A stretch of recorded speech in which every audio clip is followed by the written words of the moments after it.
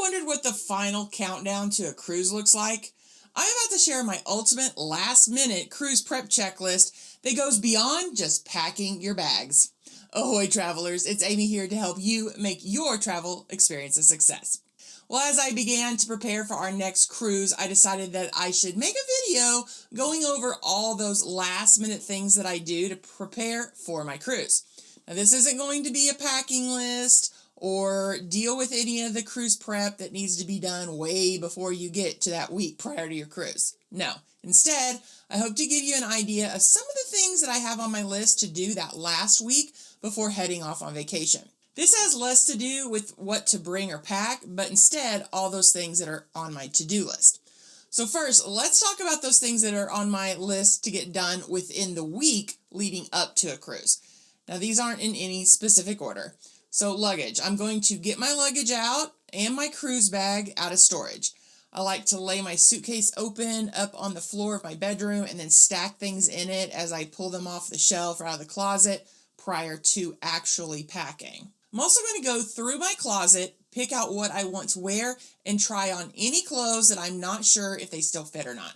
Now, some of you out there never change clothes sizes, and great for you, but that is not me. Everything that goes gets folded up and set into that open suitcase, except for any nice clothes that will wrinkle. Those are set aside to be added later. I've got 3 dresses I'm bringing this time, and they are hung up next to my suitcase, ready to go in the bag at the last minute. Because it is so important, I will get my passport and put that in my backpack that I use for cruises. I want to make sure that I do not forget that. This is also when I'm going to make sure that I have enough cash. Now, this is more for Caribbean cruises, as I don't like using credit cards in many of the stores, and there are a lot of small shops where you can't use a credit card. I will set aside what is left to be paid on any shore excursion, as those sometimes need to be paid in cash with exact change. I like to make an envelope for each excursion with the exact amount owed inside of it. I also have an envelope with tip money for the room steward. That way, it doesn't get spent on accident. And I usually set aside around $100 in cash for each port day in 20s. And then I'll also have plenty of 1s, 5s, and 10s for tips and other small expenses. If I make any big purchases, I will go ahead and use a card or maybe my Apple Pay, but that's only if it's a reputable store. And all that cash goes in a portable safe that then fits into my backpack. Who wants to come home to a dirty house after being waited on hand and foot and having your room cleaned every day? Not me. So I will be cleaning the house before we leave. That is definitely something that's always on my list. Along the same vein, I will also make sure to do all my laundry. First off, some of the clothes may need to go into my suitcase, but mostly I know I will already have a bunch of clothes to wash when I get home that are from the trip. I don't want to have to add even more laundry to that chore because I left piles of dirty clothes when I left for vacation. Now, I know that it is getting less necessary to print out documents as almost everything is electronic. However, there are still some shore excursion companies that will ask you to print out your tickets. Plus, I like to have documentation just in case I don't have internet service. I will often take screenshots and print documents out. Backups of backups. Plus, I still print out our driving directions because that's my mom's travel security blanket along with her travel atlas. Now, I'm also going to type up and print out an animal care list for whoever is taking care of my critters. I even laminate one copy and staple it to the wall inside of the barn so that no one can forget what needs to be done. Along those same lines, I will make sure all the feed barrels are full. I'm actually going to be doing that the day before this on this cruise because it's the only day that I have to run errands in town. Plus, I want to make sure my chicken feed is completely full so it will last the whole time I'm gone. Those things eat a lot more feed in the winter. There's not a lot of bugs out there right now, so they're eating a lot more feed than they do in the summer. Now, I am a huge reader, and I will be reading a lot on the cruise, so I will also need to choose several new books and get those downloaded on my Kindle. Made the mistake once of sending the books to my Kindle, but then forgetting to download them. I finished the book I was reading and had nothing new to read. I think I ended up rereading like Harry Potter or maybe Lord of the Rings. Anyway, lesson learned. Get those books downloaded. Now, that's definitely not everything, but now we are getting down to the real last minute stuff that needs to get done. Let's look at what I have on my list to do the day before we leave the cruise. We're down to the last minute, so it's time to make sure that any electronics that I plan on taking are fully charged. For this trip, that means my brick charger, laptop, Kindle, phone, and AirPods. I'm always going to forget those AirPods. I don't use them very often, so I've got to remember to do that. Now, I will pack anything that I won't use that night once it's finished charging. Now, at this point, it's time to finish packing. If I haven't already, I'll get my clothes into packing cubes and do some Tetris to get everything to fit into the suitcase. We're going to see how well that works out this time, as this will be my first time using just one large suitcase on a Caribbean cruise. Well, that and my backpack, which I'll put my valuables in and use that as my carry-on for the ship. I bought new luggage before our Norway cruise, and now I have one of those larger suitcases. Before that, I only had a medium-sized one, and I couldn't fit all of my clothes and all the extra stuff into it, so I also took a weekender bag. Now, I have seen all those people that are out there bragging about only taking a carry-on size suitcase when they cruise. Good for them. But those people are not an overpacking, 6-foot-tall, overweight woman. Let's just be honest, one of my t-shirts would equal like 4 or 5 tank tops for a skinny, petite woman.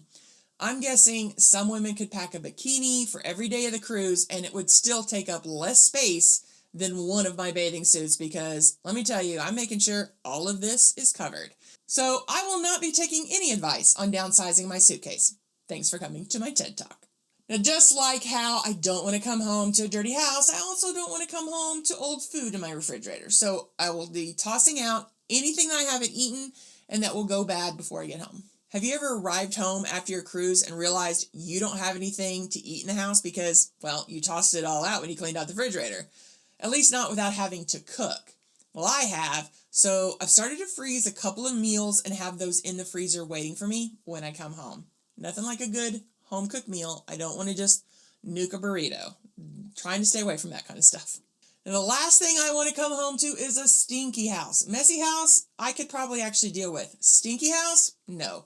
So I'm going to gather up all the trash and either put it in the bin or burn it. Yes, I live in the country where we have burn barrels and our own private dump sites. Deal with it. Now, this isn't something that everybody will need to do, but I will also switch my wallet over to my crossbody purse. There have been times when I've taken my everyday purse on the drive and then switched it later, but that's just really an unnecessary thing to drag with me. So if there's anything that I need in my purse that I think I'll need during the car trip, I'll move it over to the car bag. You know, the one with my snacks and Kindle and anything else that I need for a long car trip. And all that will then stay in the car with my hotel bag. Another thing I like to do is make adjustments to my thermostat. I have a Nest, so it's programmable, and I will adjust the temps to my AC heating unit, and so it's just not running as much. This time, I'm probably going to lower it to around 55 degrees, and in the summer, I let it set around 80 degrees while I'm gone. The key is to remember to get on the app and then set it to a comfortable temperature while we're driving home so that it isn't too hot or too cold when I get back. Well, we're almost done. Is there something you think I've missed? Possibly, but let's look at those things that have to be done right before I leave the house.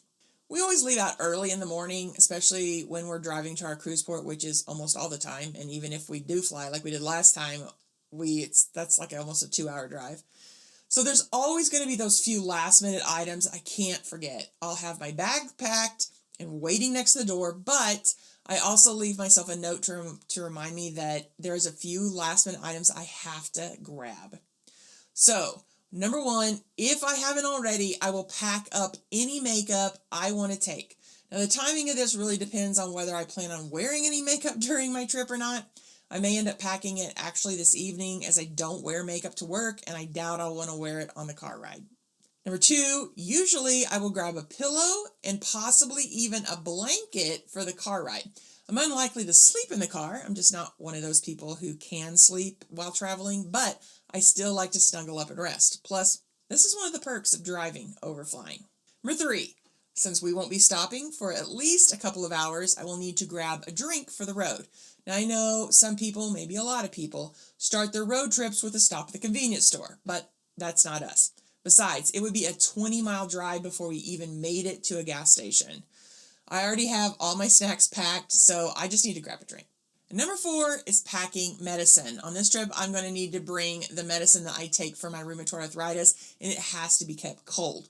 So I'm going to need to pack that up. Can't do that until the last minute. Number 5, I will need to make sure to grab any electronics that didn't get packed up the night before. And that will mean my phone, watch, probably my Kindle, since I tend to read until I fall asleep. So that'll need to be packed up too. Of course, this is just a basic list of things that I need to get done before every cruise. There are always other items that make it onto my to-do list. I have some projects I'm in the middle of that I want to get finished before we leave. There's always something, right? I'm sure that there's at least one thing that I forgot to add to this specific list, but what would you need to add to this list of things to get done right before your cruise? Let me know in the comments. Well, are you ready for more information on cruising? Why not stick around and check out this video where I go over things that anyone can ask their cabin steward for, and then come back for more information designed to help you have an amazing cruise. Have a blessed week, everyone.